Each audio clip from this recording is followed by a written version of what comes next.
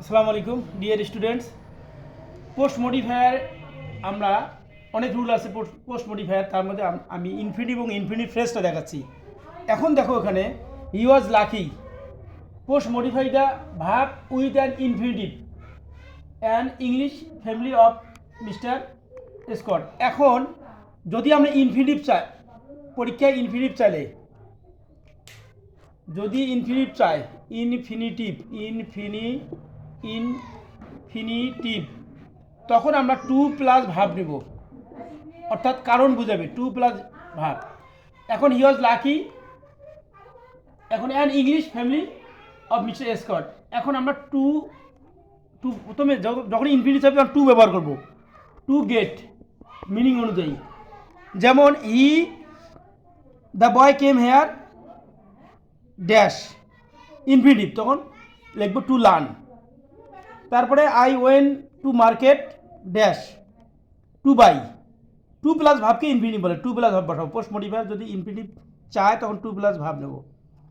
Second example দেখো, a news paper helps a man his general knowledge. এখানে বলছে কি বলছে যে উইথ অ্যান ইনফিনিটিভ, তো ইনফিনিটিভ কথাটা মানে টু বসাবো, টু। এখানে কি বোঝাচ্ছে, a news paper helps a man his general knowledge. এখন আমরা এখানে টু নো দিব, টু নো উদ্দেশ্য বুঝেছে, জানতে। তারপরে পরের অপশনে আমরা পড়তেছি, he told me that he had been starving for 2 days and requested me. Post modify the verb with an infinitive phrase আছে। যখনই আমরা ইনফিনিটিভ ফ্রেজ চাবি, ইনফিনিটিভ ফ্রেজ যখনই চাবে তখন আমাদের টু প্লাস ভার্ব প্লাস অন্য ওয়ার্ড বা নাউন ব্যবহার করব। তো এখানে he told me to wait outside, এই যে আউটসাইড, এটার নামে হচ্ছে ইনফিনিটিভ ফ্রেজ। টু ওয়েট এটা ইনফিনিটিভ, টু সহ ভার্ব, আউটসাইড। তো আমরা এখানে ইনফিনিটিভ ফ্রেজ যখন চাইবে তখন আমাদের টু প্লাস ভার্ব প্লাস অন্য ওয়ার্ড।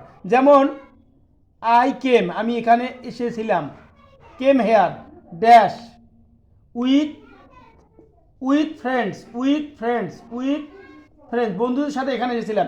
পরীক্ষা চাইলেও ইনফিনিটিভ ফ্রেজ কী ছিল, তখন আমাদের কী ব্যবহার করতে হবে, to plus verb came here. কেন এসেছিলাম, টু লার্ন হয়ে যাবে, অ্যান্সার হবে না। টু লার্ন, তারপর আরেকটা ওয়ার্ড নিতে হবে বা একাধিক ওয়ার্ড নিতে হবে, টু লার্ন ইংলিশ। টু লার্নটা infinitive to learn English. Okay, thanks for watching.